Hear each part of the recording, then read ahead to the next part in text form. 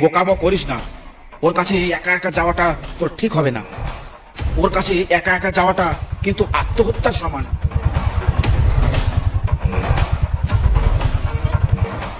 এই এই, তুমি ওখানে কি করছো? এক্ষুনি এক্ষুনি পাড়ে চলে আসো বলছি। জঙ্গলে ঢুকলেই কিন্তু গুলি করব। বেরিয়ে এসো ওখান থেকে, বেরিয়ে এসো বলছি। তোমার হয়তো জানা নেই, সকালে এখানে একজনার মাথা ছিঁড়ে নিয়েছে, আর একজন আর হাত ছিঁড়ে নিয়েছে, আর একজন এই জঙ্গলে হারিয়ে গেছে। কারণ এই জঙ্গলে এক নতুন সবুজ বাঘের উৎপাত বেড়েছে। জঙ্গলের ভেতরে ঢুকলে আমরাও তোমাকে বাঁচাতে পারবো না। স্যার, সকালে এই জঙ্গলে যে হারিয়ে গেছিল আমি সে। আমরা সকালে জঙ্গলে এসেছিলাম কাঠ কাটতে। আমাদের একজনকে মেরে ফেলেছে ওই বাঘে, আর একজনের হাত ছিঁড়ে নিয়েছে। যার হাত ছিঁড়ে নিয়েছে সে পালিয়ে গেছে, কিন্তু আমি ভয়ে গাছে উঠে পড়েছিলাম, তাই আর পালাতে পারিনি। যে পালিয়ে গিয়েছে সে গ্রামে গিয়ে সবাইকে খবর দিয়েছে, তাই আমার বাবা আর এই ছেলেটা জঙ্গলে খুঁজতে এসেছে আমাকে। কিন্তু ওই বাঘের হাত থেকে এই ছেলেটা বেঁচে গেলেও আমার বাবা আর বাঁচতে পারেনি। একটু দয়া করে আমার সাথে চলুন না জঙ্গলে, দেখি বাবাকে পাওয়া যায় কিনা। এই নবীন বাবু, বন্দুকটা নাও তো, চলো একটু জঙ্গল থেকে দেখে আসি।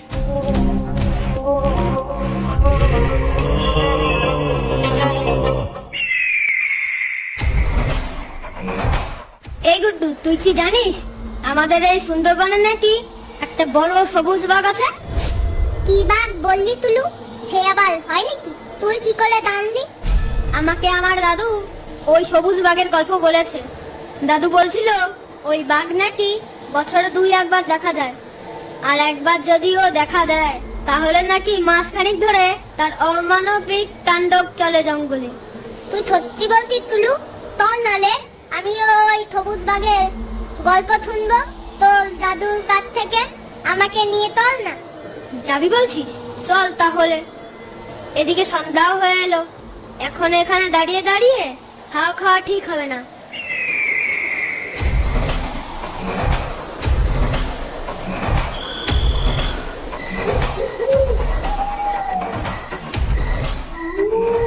কিরে, তুই এতক্ষণ কোথায় ছিলি রে?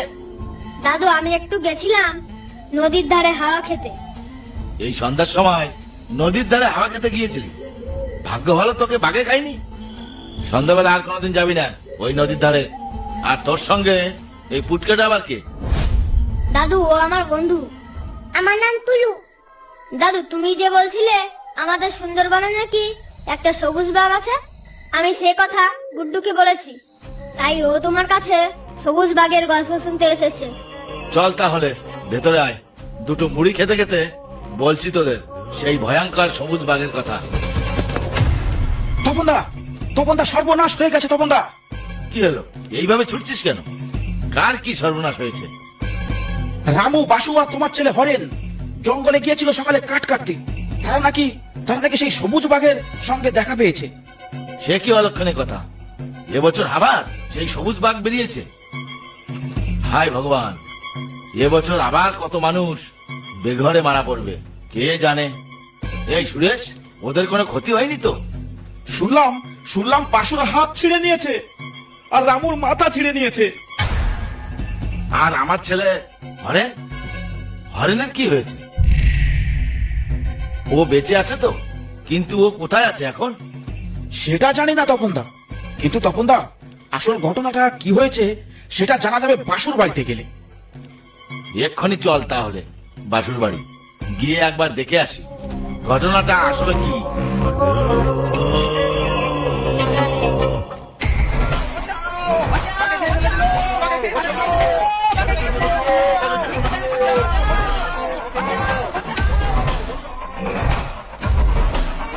তপনদা দাঁড়াও, তপনদা দাঁড়াও, সর্বনাশ হয়ে গেছে।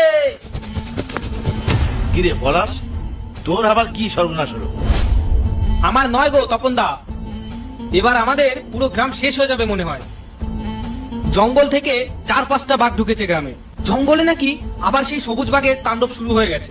জঙ্গলের জন্তু জানোয়ার সব ছিঁড়ে পুড়ে খাচ্ছে। সেই ভয়ে বাঘগুলো গ্রামে ঢুকে পড়ছে। এবার এই বাঘের ভয়ে আমরা কোথায় পালাবো?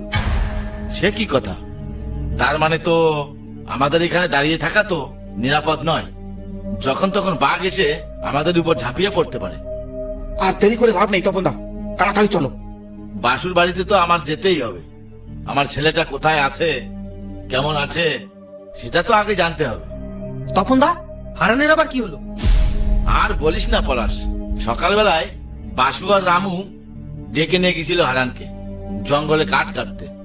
এখন শুনছি বাসুরি নাকি হাত ছিঁড়ে নিয়েছে সবুজ বাঘে, আর রামুর নাকি মাথা ছিঁড়ে নিয়ে গেছে সবুজ বাঘে, আর আমাদের হারানের নাকি কোনো খোঁজ নেই। তাহলে তো দেখতে হবে হারান বেঁচে আছে না কোথায় আছে। আর দেরি করে লাভ নেই, চলো সবাই মিলে বাসুর বাড়ি গিয়ে দেখি জঙ্গলে কি ঘটেছিল। তাড়াতাড়ি চলো বাসুর বাড়িতে, আর দেরি করে লাভ নেই তপনদা। হ্যাঁ হ্যাঁ, তাড়াতাড়ি চল।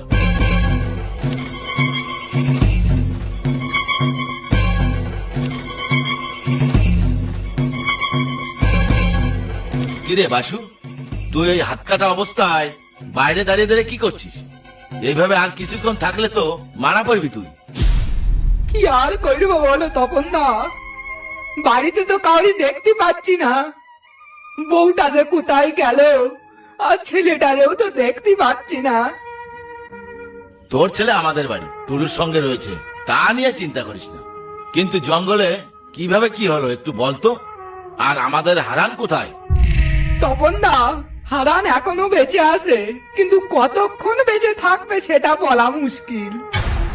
কেন, এমন কি হয়েছে হারানের যে বাঁচার মরার মধ্যে পড়ে রয়েছে? আমরা জঙ্গলে ঢুকে গাছে ঘা দিতেই খুব জোরে একটা গর্জন শুনতে পেলাম, আর সেই গর্জন শুনে হারান একটা গাছে উঠে পড়ে। আমি আর রামু সেই গর্জন শুনেও কোন রকম পাত্তা দেইনি। তারপর গাছে দ্বিতীয়বার ঘা দিতেই জঙ্গল থেকে বেরিয়ে এলো এক বিরাট সবুজ বাঘ। বাঘটা বেরিয়েই আমার হাতে কামড় দেয়, আর আমি হাত টেনে নিয়েই পালাতে শুরু করি। কিছু দূরে এসে দেখলাম আমার হাতটা নেই, আর রামুর মাথায় দেবটা আমার পিছু পিছু কিছু দূর দৌড়ে এসে মাটিতে পড়ে গেল। আমি কোনো উপায় না দেখে নদীতে ঝাঁপ দিই। কিছুক্ষণ পরে সেখান থেকে যাচ্ছিল এক ফরেস্টারের বোট, তারাই আমার ঝড়খালি ঘাট পর্যন্ত পৌঁছে দেয়। সর্বনাশ, এ কি অবস্থা তোর? তোকে দেখে তো আমার রক্ত ঠান্ডা হয়ে যাচ্ছে। কিন্তু বাসু, তুই শেষবার হারানকে কোথায় দেখেছিলি? আমার এইটুকুই মনে আছে, আমি যখন শেষবার ওদের দিকে তাকিয়েছিলাম তখন হারান বলছিল, আমাকে ছেড়ে যেও না বাসুদা, আমাকে ছেড়ে যেও না। কিন্তু আমি কি করব বলো, আমি ওখানে থাকলে আমিও তো বেঁচে থাকতাম না। কিন্তু তোমরা আর দেরি করো না, হারান মনে হয় এখনো ওই গাছেই বসে আছে। তোমরা যত শিগগির পারো হারানকে ওই গাছ থেকে উদ্ধার করো, ও হয়তো এখনো বেঁচে আছে। বেশি দেরি করলে হয়তো ভয়ে অজ্ঞান হয়েও গাছ থেকে নিচে পড়ে যাবে, তখন আর সময় থাকবে না। কিন্তু তুই এইভাবে বেশিক্ষণ থাকিস না, তাহলে তোর কাছেও আর সময় থাকবে না। এই পলাশ, তুই ওকে এক্ষুনি গোসবা হসপিটালে নিয়ে চল। চল বাসু চল, এখানে আর বেশিক্ষণ এভাবে থাকিস না। তোকে এক্ষুনি ডাক্তারের কাছে যেতে হবে, না হলে তোকে আর বাঁচানো যাবে না। চল চল।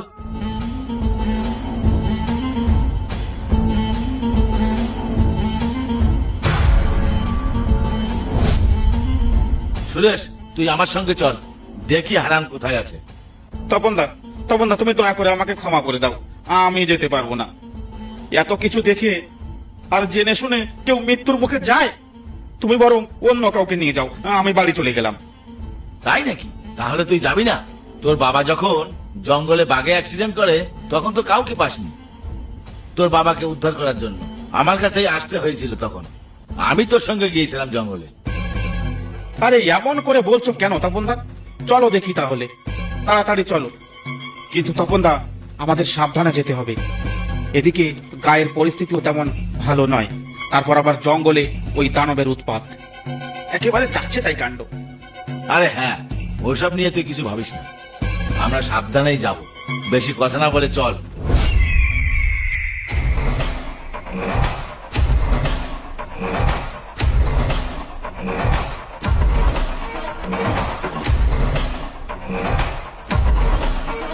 তপনদা, জঙ্গলে তো ঢুকে পড়লাম, এবার এবার হারানকে একটু ডেকে দেখবো নাকি? আশেপাশে থাকলে ও আমাদের ডাক শুনতে পাবে। হ্যাঁ তাই তো, ওইভাবে ষাঁড়ের মতন চেঁচালে ওই সবুজ বাঘটাও তোর কথা শুনতে পাবে। তারপর তোর সামনে এসে বলবে, কেমন আছিস সুরেশ? তারপরে তুই বলবি, এই তো সবুজ বাঘ মশাই, তোমাকেই দেখতে এলাম জঙ্গলে। তুমি নাকি জঙ্গলে খুব উৎপাত করছো। ধুর তপনদা, এই জঙ্গলে মৃত্যুর মুখে এসেও তোমার মশ করা গেল না। আর একটু সামনে এগিয়ে চল, তারপর দেখছি কি করা যায়। কিন্তু পা টিপে টিপে চলবি, কোনো আওয়াজ করবি না।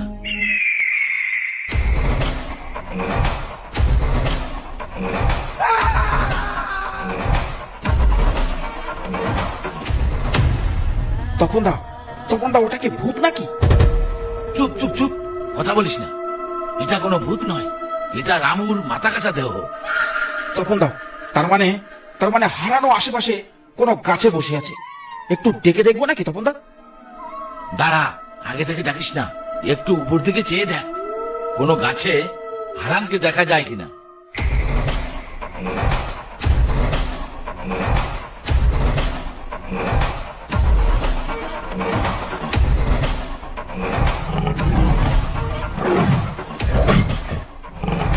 তপনদা, গাছের মাথায় সবুজ বাঘ, বাঁচতে চাইলে পালাও, না হলে আজ আর রক্ষা নেই।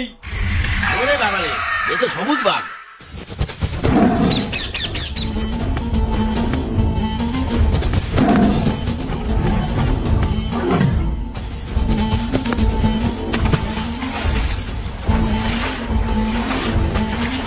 হারান, তুই এখানে?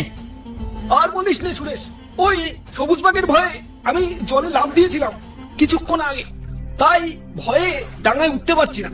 আর এখান থেকে কোনো নৌকাও যেতে দেখছি না যে তাদের বাঁচাতে বলবো, তাই জলের মধ্যে ডুবে বসে আছি। কিন্তু বাসুর কাছে শুনলাম তুই নাকি কোনো গাছে উঠে বসেছিলি। গাছে উঠেও রক্ষা পাইনি রে সুরেশ, এ দানব গাছে উঠতে পারে। এর হাত থেকে বাঁচার জন্য জলই একমাত্র নিরাপদ জায়গা। কিন্তু তুই একা একা কিভাবে এলে এখানে? আমি একা আসিনি রে হারান, আমাকে তোর বাবা জোর করে নিয়ে এসেছে। বাবা জোর করে নিয়ে এসেছে মানে? বাবা এখন কোথায়? তোর বাবা আর নেই রে, তোকে খুঁজতে খুঁজতে এখানে আসা মাত্র ওই গাছ থেকে ঝাঁপিয়ে পড়েছে তোর বাবার উপরে সেই সবুজ বাঘটা। সে কি কথা? আমি এক্ষুনি যাচ্ছি বাবাকে আনতে। হারান, বোকামো করিস না, ওর কাছে একা একা যাওয়াটা তোর ঠিক হবে না। ওর কাছে একা একা যাওয়াটা কিন্তু আত্মহত্যার সমান।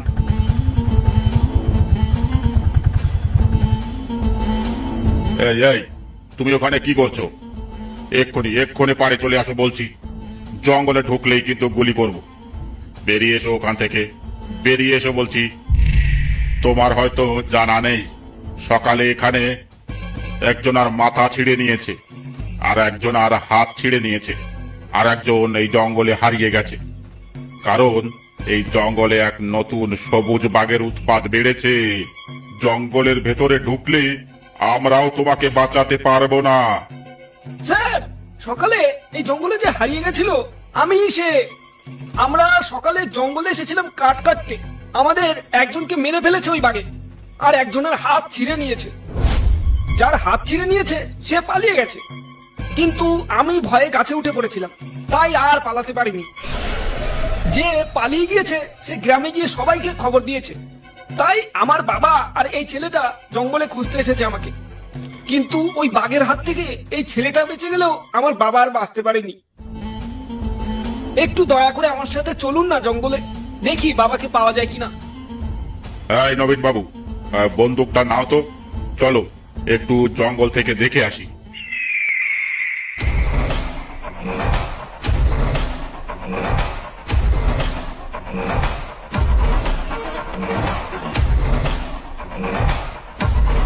নবীন বাবু, আগে দুটো ফাঁকা গুলি ছোড়ো তো।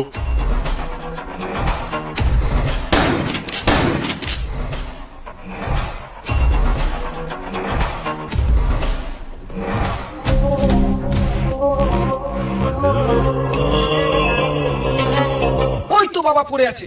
ওই দেখুন স্যার। নবীন, বন্দুক নিয়ে সতর্ক থেকো। বাঘ দেখা মাত্র ঘুম পাড়ানো হাই ডোজের গুলি করবে। আপনি একদম চিন্তা করবেন না স্যার, আমি সতর্ক আছি। আপনারা লাশটা নিয়ে এখান থেকে তাড়াতাড়ি বেরোন দেখি, বাকিটা আমি সামলে নিচ্ছি। এই, তোমরা কেউ লাশটা তুলে আগে আগে চলো। এই নবীন বাবু, তুমি পেছন পেছন থাকো।